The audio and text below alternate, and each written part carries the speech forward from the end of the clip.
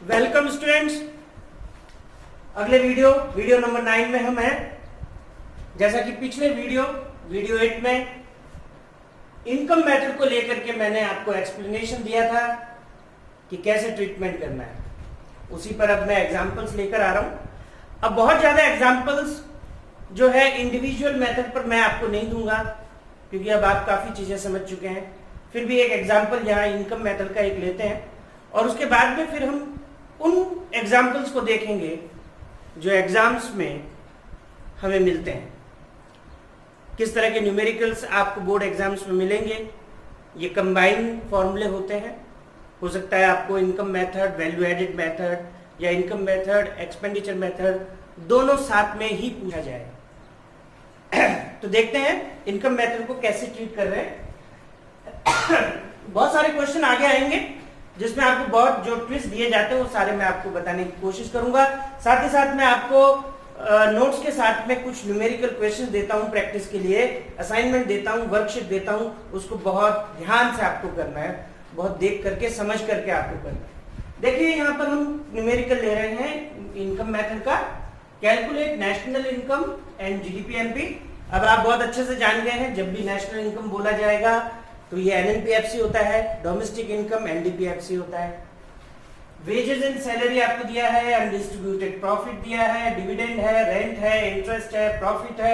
Mix income पूरा नहीं लिखा मैंने, mix income of self employed है, जो मैंने आपको समझाया था। प्रोफेशनल्स जो होते हैं अपने लिए जो काम करते हैं, खास तौर से वो इनकम यहाँ पर हम लिया करते हैं। Employers contribution to social security schemes. ये जो employers contribution to social security scheme है, point number H and point number A, ये दोनों मिलकर के कंपनसेशन ऑफ एम्प्लॉयज बनता है। रेम्यूनरेशन, पारितोषिक जो लेबर को दिया जाता है। यहाँ लेबर का सेंस है चाहे कोई भी हो, परमानेंट वर्कर हो, टेम्परेरी वर्कर हो, जैसा भी वर्कर हो। ये कैश में है, wages and salary in cash. Kind में भी होता है, जो कि मैंने कई एग्जांपल्स आपको दिया था। मेडिकल की फैसिलिटी मिल सकती है, कन्वेंस की फैसिलिटी मिल सकती है, रहने के लिए घर मिल सकता है, और भी ऐसे कई तरह के इन काइंड जो है वो एम्प्लॉयज को एम्प्लॉयर प्रोवाइड कराते हैं। दूसरी बात, क्योंकि ये बात निकल कर इसलिए आई क्योंकि यहाँ मैं पहले भी आपको बता चुका हूँ, एम्प्लॉयर्स कॉन्ट्रीब्यूशन। कई बार एग्जामिनर या एम्प्लॉयर्स कॉन्ट्रीब्यूशन न दे करके आपको दे देता है एम्प्लॉयज कॉन्ट्रीब्यूशन। वो ध्यान रखना है, बहुत ध्यान देने वाली बात है ये कि एम्प्लॉयज दिया हो तो आपको उसे इंक्लूड नहीं करना है, केवल तब इंक्लूड करना है जब एम्प्लॉयर्स दिया हो। ये मैं शुरू से कह रहा हूं, बहुत ध्यान देने वाली बात है। अगला है कंजम्पशन ऑफ फिक्स कैपिटल। आप जानते हैं depreciation, indirect taxes, subsidies, NFIA and sales. Sales का यहाँ क्या काम है मैं पहले भी कह चुका हूं। एग्जामिनर चेक करता है आपकी अंडरस्टैंडिंग को। यहाँ आपको वैल्यू एडेड मेथड नहीं पूछा है, इनकम मेथड में कहीं सेल्स नहीं आती है, इसलिए इसका यहाँ कोई रोल नहीं है। ये केवल आपको कंफ्यूज करने के लिए दिया गया है। ये तो हो गए कंपोनेंट जो आपको मिले हैं, रुपीज इन करोड़। अब इसे कैसे हमें ट्रीट करना है वो मैं आपको बता रहा हूँ। मैं सॉल्यूशन लिख चुका हूँ समय बचाने के लिए, आप इसको समझिए अच्छे से। अब देखिए हमें बताया गया है कि कैलकुलेट नेशनल इनकम करना है और जीडीपी-एमपी। याद दिला दूं आपको। अब आप वो पिक्चर याद कीजिए, पहले भी मैं कह चुका हूं ना कि आपको पिक्चर सारी सामने दिखनी चाहिए, ठीक है ना। इनकम मेथड का फ्लो चार्ट जो है हमने बनाया था, उसमें मैंने जो लिए थे टॉप लेवल पर जो थे, उसमें क्या था, compensation of employees, then income from property and entrepreneurship, mix income of self employed, then depreciation, then net indirect tax. 1 2 3 4 5 ये मिलकर के क्या बनता था, जीडीपी-एमपी। फिर मैंने आपको कहा था कि अगर आप 1 2 3 ले लेंगे, income from property and entrepreneurship को हम ऑपरेटिंग सरप्लस भी कहते हैं। यानी आप तीन कौन कौन से, compensation of employees, operating surplus, mix income of self employed, ये तीनों मिलकर के बन जाता है एनडीपीएफसी, यानी डोमेस्टिक इनकम। तो देखिए यही मैंने यहां किया, मैंने एनडीपीएफसी लिया, सीओई प्लस ओएस प्लस एमआईएसई। आपका सीओई आ रहा है wages and salary 1000 rupees in cash जो है, ये मैं लिखना यहाँ भूल गया, wages in salary in cash, ये आपको यहां पर दिया गया है।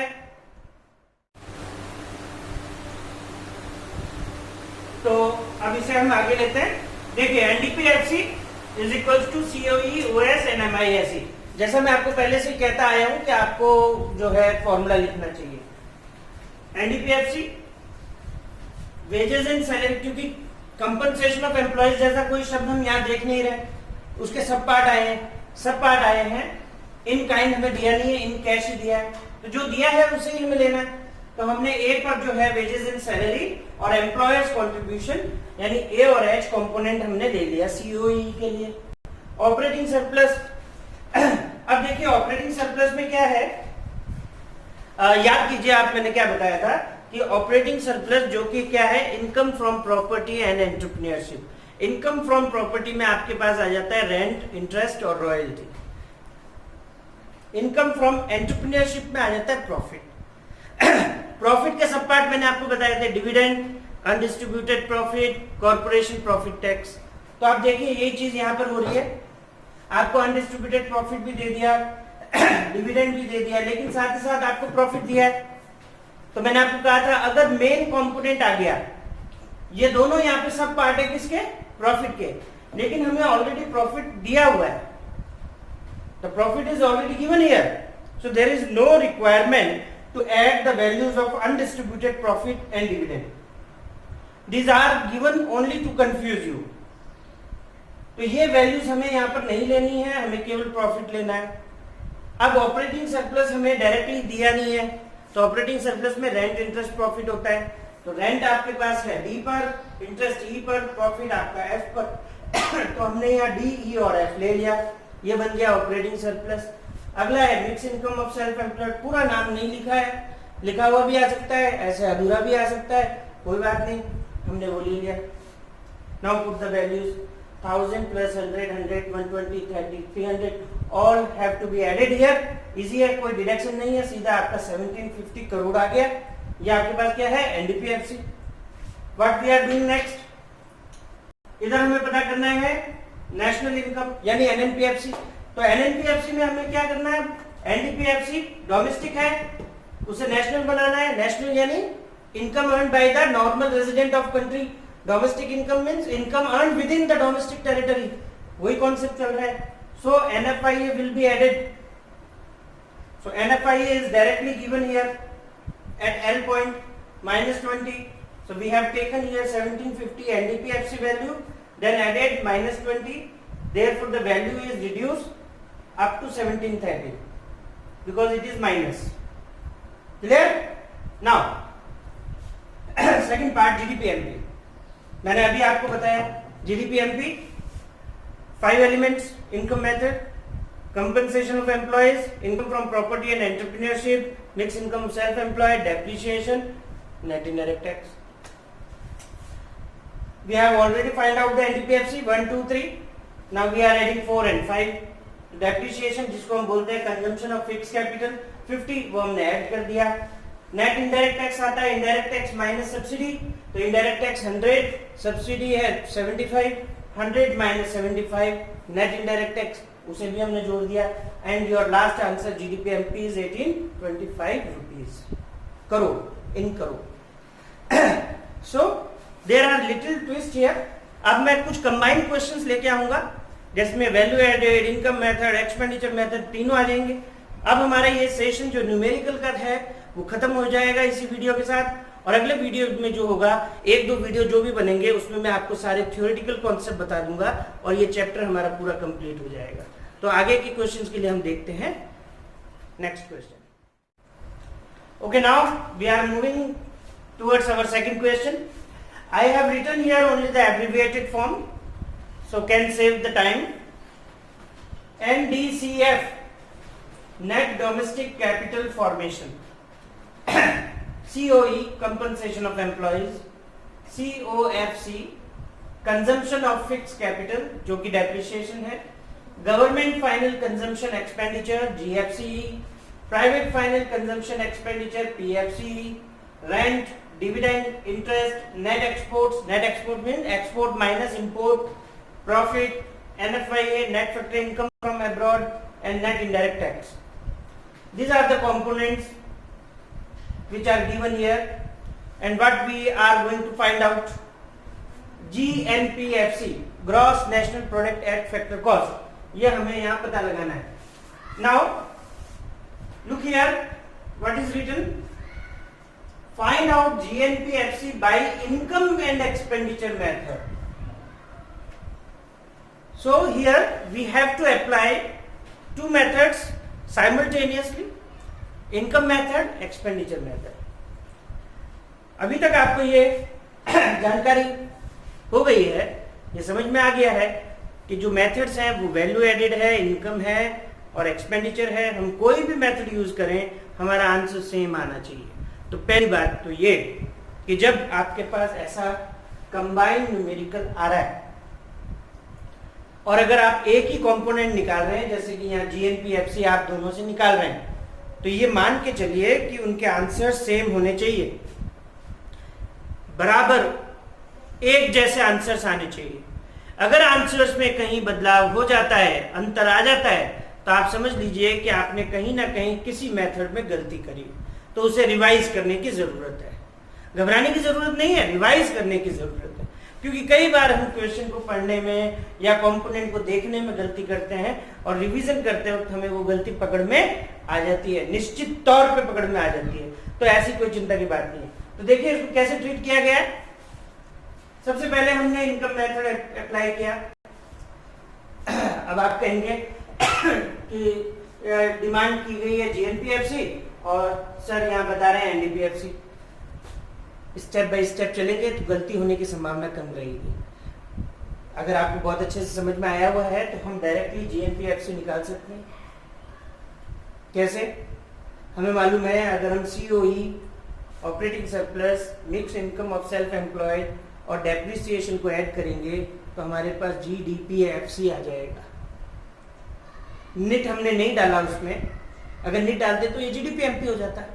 निट हमने डाला ही नहीं तो क्या बन गया GDPFC.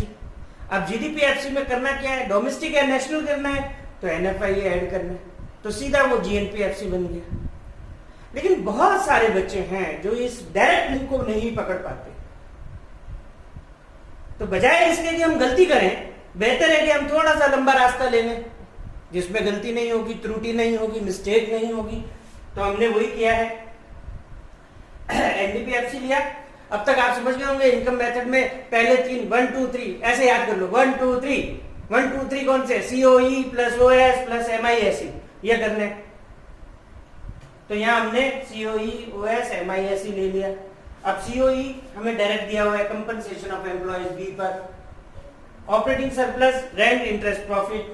तो ये आपके पास रेंट F पर है, इंटरेस्ट H पर है, प्रॉफिट J पर है. तो F plus H plus J हमने ले लिया. खूब ढूंढा, देखा, नहीं मिला हमें MISE, mix income self employed, ऐसा कहीं लिखा हुआ नहीं है. इसका कोई दूसरा नाम भी नहीं है, बताया नहीं गया है, तो ये यहाँ पर आपके पास अवेलेबल नहीं है. इसका मतलब हम इसको एज्यूम करेंगे 0, कुछ नहीं. तो यहाँ हमने आगे लिखा भी नहीं कुछ. अब ये वैल्यूज आपने पुट कर दी 1850, 400, 500, 1100. when we added it becomes 3850. So NDPFC value comes 3850 crore. Now next step we have to find out GNPFC. So what we have to do here, NDPFC net, N stands for net here. It has to be converted into G, that is gross. When we are adding depreciation, net become gross. So we are adding here depreciation, value of depreciation, and we are adding the value of NFIA so that domestic can convert into national. तो NDPFC को GNPFC में convert करने के लिए हमने depreciation को add कराया है, NFIA को हमने ऐड कराया है. लेकिन वैल्यू NFIA की चूंकि माइनस में दी है इसलिए ये वैल्यू डिडक्ट होकर के 3900 आ गई है. तो नेशनल इनकम में हमारे पास जो है डेप्रिसिएशन ऐड हुआ, ऐड टू NFIA भी हुआ लेकिन वो माइनस में था इसलिए 50 से वैल्यू कम हो गई. Now the final value is 3900 crore. So you get your value for GNPFC from income method. Now next we are moving towards expenditure method. क्या करूं, कुछ टेक्निकल प्रॉब्लम ये अब है, ये भी कहीं से बोर्ड लिया हुआ है मेरे, बहुत छोटा है तो आप देखें ध्यान से इसको. ठीक है, आगे अपग्रेड करेंगे. एक्सपेंडिचर मेथड है GDP-MP. अब हमें याद करना है GDP-MP एक्सपेंडिचर मेथड क्या था. बहुत पहले शॉर्ट वाला याद कर लेते हैं. C plus G plus I plus X minus M, यानी consumption expenditure, government expenditure, investment expenditure और net export. Export minus import, इसको हम बोलते हैं प्राइवेट फाइनल. ये जैसा कि मैंने यहाँ लिख दिया है private final consumption expenditure. It stands for C. This is your C. GFC government final consumption expenditure, it is G. Gross domestic capital formation GDCF, that is I. And net exports X minus M, export minus import. तो ये चार component हमें लेने होते हैं जिससे GDP-MP बनती है. ये हमें मिल गया E D plus A plus C plus I में. A प्लस C क्यों किया, देखिए हमें दिया क्या गया है NDCF, net domestic capital formation. Net दिया, नेट में अगर मैं जोड़ देता हूं कंजम्पशन ऑफ फिक्स कैपिटल यानी डेप्रिसिएशन, तो ये हो जाता है GDCF, gross domestic capital formation. ये ट्विस्ट है, आपको ये नेट में दिया है नेट डोमेस्टिक कैपिटल फॉर्मेशन, क्या जोड़ दो डेप्रिसिएशन की वैल्यू, क्या बन गया ग्रॉस डोमेस्टिक कैपिटल फॉर्मेशन. यही हमने यहाँ किया है. A plus C, NDCF plus C. Now your GDP-MP value comes here 4200 crore. 2600, 1100, 500 plus 100 plus minus 100, क्योंकि नेट एक्सपोर्ट आपको माइनस में दिया है. It means export is lesser than imports. Our country's export is lesser than import. That's why it is in negative value. अब GDP-MP आपके पास 4200 करोड़ आ गई. Now we have to convert GDP-MP into GNPFC. So GDP-MP minus NIT minus किया तो क्या हो गया, market price से factor cost हो गया. ये आपका फैक्टर कॉस्ट है. नाउ प्लस NFIA प्लस करने से डोमेस्टिक आपका नेशनल हो गया. ये सब मैं पहले कन्वर्जन में आपको बता चुका हूं. So 4200 minus 250 plus minus 50, the last value is 3900. So values are matching here. 3900 it means our procedure is correct, our answers is correct because they are matching. दोनों मैच करने बहुत जरूरी है और यही हमें बता देता है कि हम बिल्कुल करेक्ट जा रहे हैं, बिल्कुल सही जा रहे हैं और हमारा सॉल्यूशन जो है बिल्कुल सही हुआ है. Now we are moving to our next question. अब इतने सारे न्यूमेरिकल मैं आपको करा चुका हूं तो काफी कुछ आइडिया आपको हो गया. अब इसके बाद में आपकी प्रैक्टिस जो है वो सब कमाल करेगी. देखिए प्रैक्टिस करना आपके हाथ में है. सारे क्वेश्चन मैं आपको नहीं करा सकता. अगर मैं सारे क्वेश्चन लेना शुरू कर दूं ना तो पूरा साल इसी में निकल जाएगा. तमाम तरह के क्वेश्चंस होते हैं. थोड़ा बहुत ट्विस्ट मैंने आपको समझाया, थोड़ा आप दिमाग लगाएंगे बिल्कुल. अब आपको वैसे समझने में तकलीफ नहीं आएगी. क्वेश्चन देख करके थोड़ा ध्यान रखें, धैर्य रखें, आराम से सॉल्व होंगे. अब मैं आपको इस क्वेश्चन को समझा देता हूँ. इसके बाद में हमारा न्यूमेरिकल वाला पोर्शन जो है वो यही मैं खत्म करूंगा. उसके बाद में मैं अगले वीडियोस जो लेकर के आ रहा हूँ उसमें थ्योरेटिकल पार्ट को लूंगा और आगे के सिलेबस को आगे हम बढ़ाएंगे. तो ये देखिए जैसा कि आप यहाँ देख रहे हैं, calculate national income by using income and expenditure method. हमें नेशनल इनकम निकालनी है जिसका कि एब्रिविएटेड फॉर्म होता है net national product at factor cost, NNPFC.